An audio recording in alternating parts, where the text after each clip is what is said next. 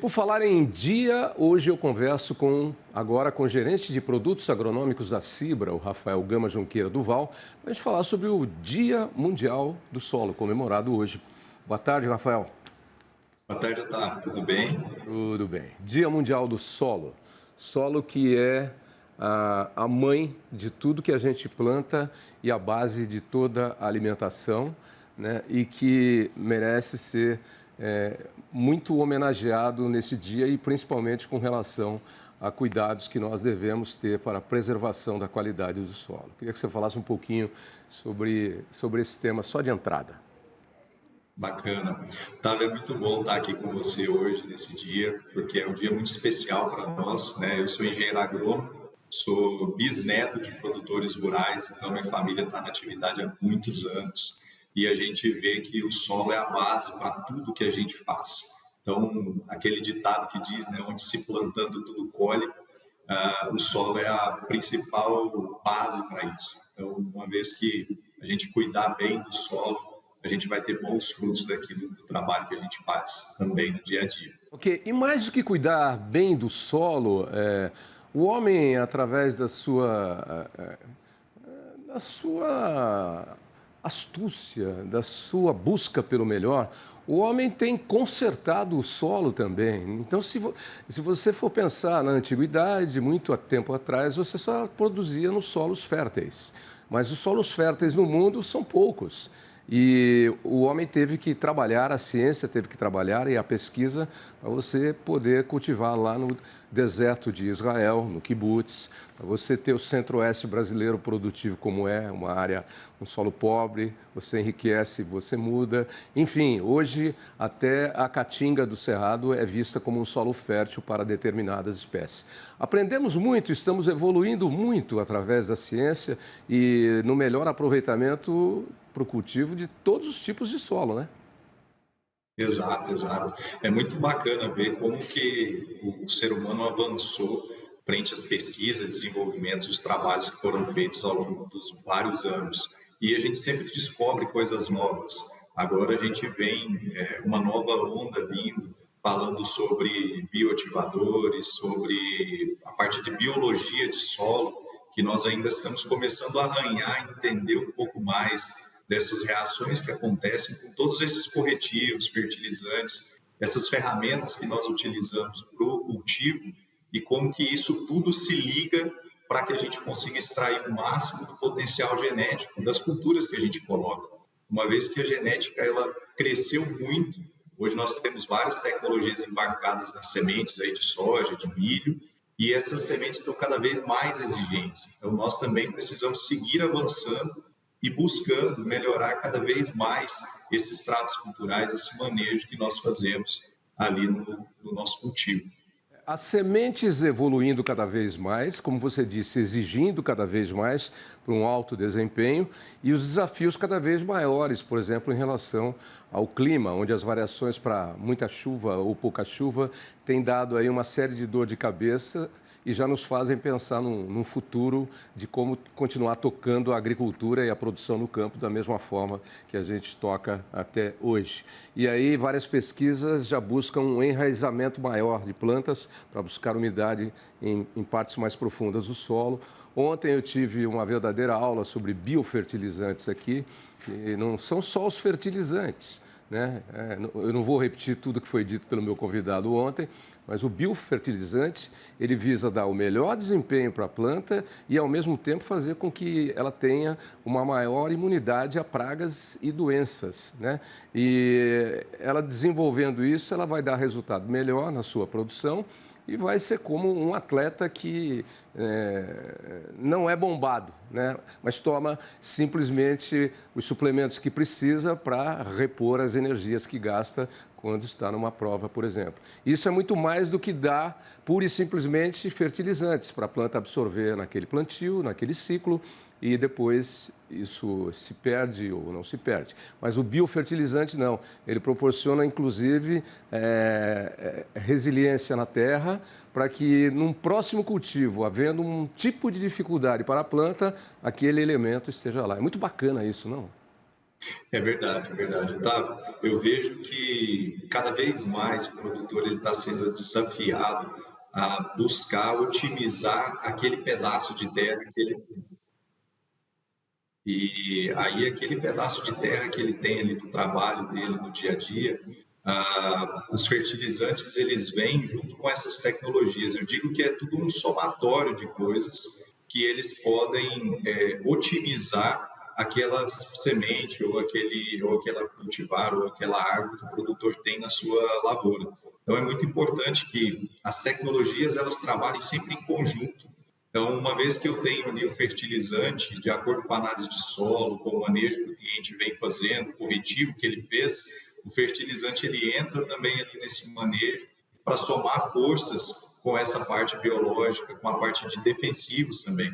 Então, eu costumo dizer para os nossos parceiros, para os nossos clientes, que a agricultura ela é um quebra-cabeça. Então, nós esparramamos todas aquelas peças em cima da mesa e nós temos que ir juntando. Então, como você comentou hoje, nós estamos aí com um desafio climático no Brasil como um todo, mas temos muitos produtores que já vinham se preparando para esses fenômenos de El Niño e Laninha que são cíclicos. Então, nós temos já produtores que estão com fertirrigação para aproveitar o máximo ali daquele sistema que ele tem. Então, hoje, o nosso Brasil é um país privilegiadíssimo, porque nós temos boas terras, nós temos um bom clima que nos ajuda sempre que possível, né? Esse ano a gente está aí com uma situação atípica, mas nós temos clima e nós conseguimos produzir praticamente o ano todo. Então, aproveitando bem o solo e as tecnologias que a gente tem à nossa disposição, eu tenho certeza que o produtor, para o futuro, ele vai colher sempre bons frutos. Ô, Rafael, mas a gente não pode esquecer que todas essas coisas que vieram aí, eu falei em biofertilizantes, a gente tem hoje micronutrientes, tudo isso vem se somar àquilo que realmente foi a Revolução Verde, lá em 1930, nos Estados Unidos, com o Norman Bullis, né? Que descobriu a fórmula do NPK, o nitrogênio, fósforo e potássio, que é a Revolução Verde, e esse sim foi a base de tudo para virar a mesa. O que veio depois vem se somar a isso, mas a cartilha, o ABC de melhorar a terra ainda começa pelo NPK, não é? Exato, Otávio. Quando a gente pensa em nutrientes, então nós temos o NPK, que são os 3 macros principais que as plantas demandam em maior quantidade, então por isso que a gente chama de macronutrientes, né? E na sequência nós temos o cálcio, magnésio e enxofre, que também são macros, mas são macros secundários, que nós chamamos. E aí esses elementos, eles formam aqueles nutrientes que a planta precisa em grande quantidade, que ela precisa encontrar facilmente ali no solo para que ela consiga se desenvolver. Mas somados a esses, nós temos também os micronutrientes, que é boro, cobre, molibdênio, ferro, zinco, manganês e cloro. Então esses nutrientes, por mais que a gente chame de micro, mas eles têm importâncias macro.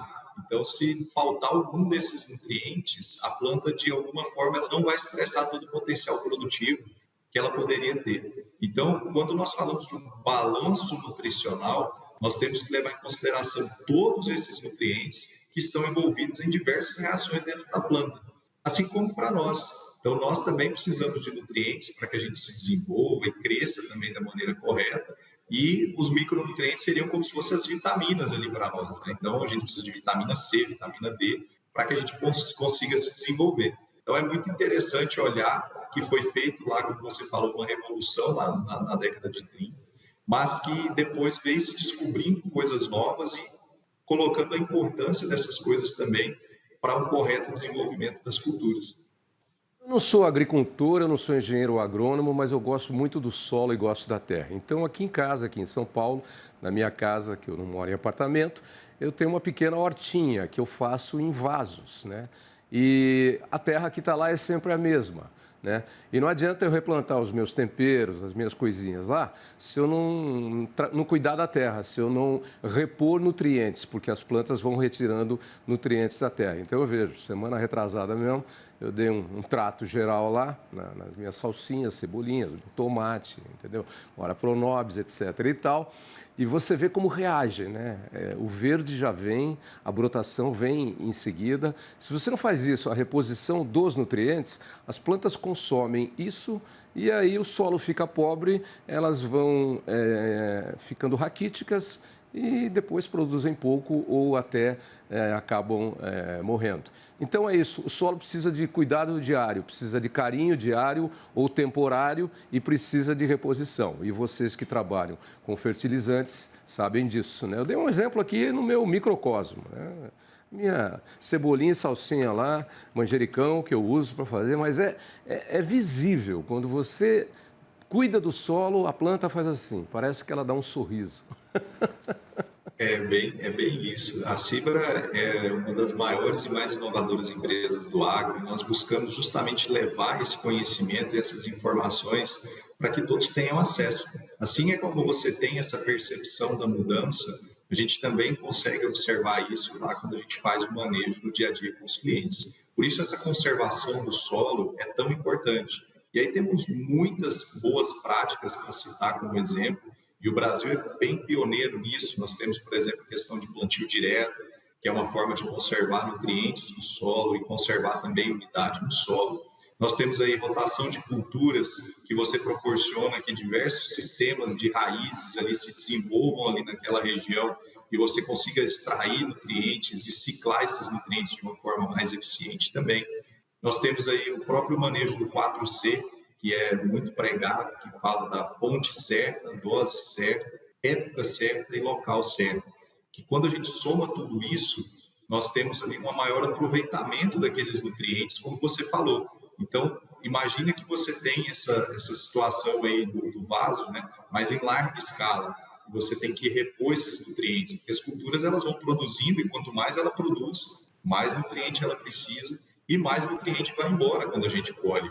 A exemplo, por exemplo, do milho, quando nós colhemos só a espiga do milho safrinha, boa parte da planta ainda fica lá na lavoura e nós conseguimos reciclar. Mas quando eu vou, por exemplo, para um milho silagem, eu retiro a planta inteira, então eu acabo tendo que colocar mais nutrientes no milho silagem, por exemplo, na reposição, do que no milho safrinha. Então é muito importante entender que o cliente, que o produtor entenda que o solo que está ali, ele precisa ser cuidado, como você falou, com muito esmero, muito carinho, e a prova disso vem com as altas produtividades, com uma planta bem nutrida, e o reflexo para nós que vamos consumir aquele produto final. Então, quanto mais saudável for o fruto, quanto mais cheio de nutrientes for um grão de soja, um grão de milho, mais a gente vai estar se alimentando também de uma forma mais eficiente e aproveitando cada vez mais os recursos.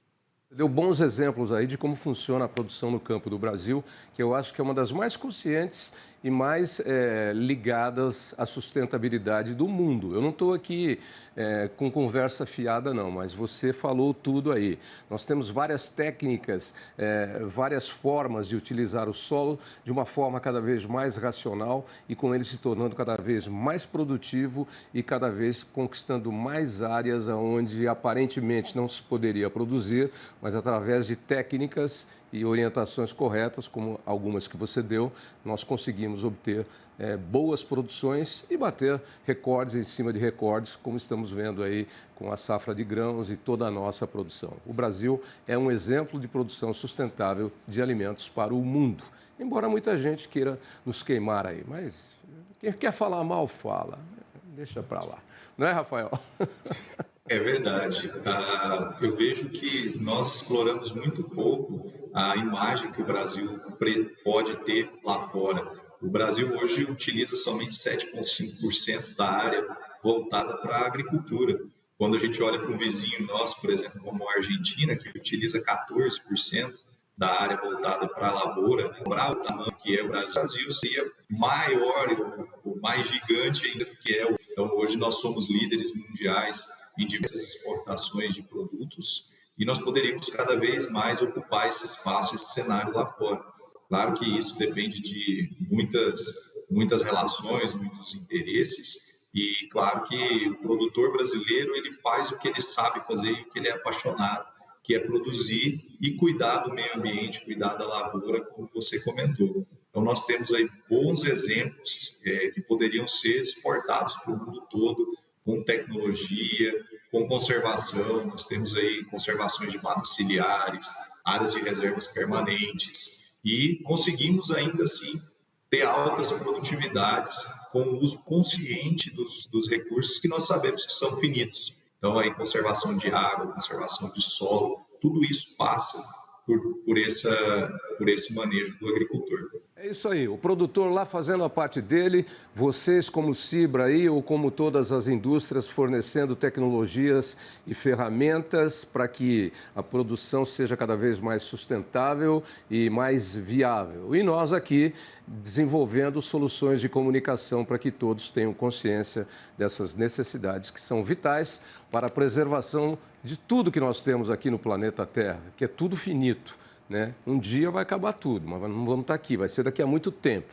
Mas até lá nós estamos aí garimpando ouro e vamos ter que continuar assim, cuidando bem das nossas coisas, com amor, carinho e toda a tecnologia que existe, inclusive do nosso solo, que é a base de tudo que nos alimenta. Né? Então é isso, parabéns a vocês aí e a todos que estão ligados à terra e à produção e à conservação, claro, nesse Dia Mundial do Solo. Qual é a internet de vocês para quem quiser mais informações sobre produtos, tecnologias e vocês mesmo, a própria Cibra? Perfeito. Nosso site é www.cibra.com.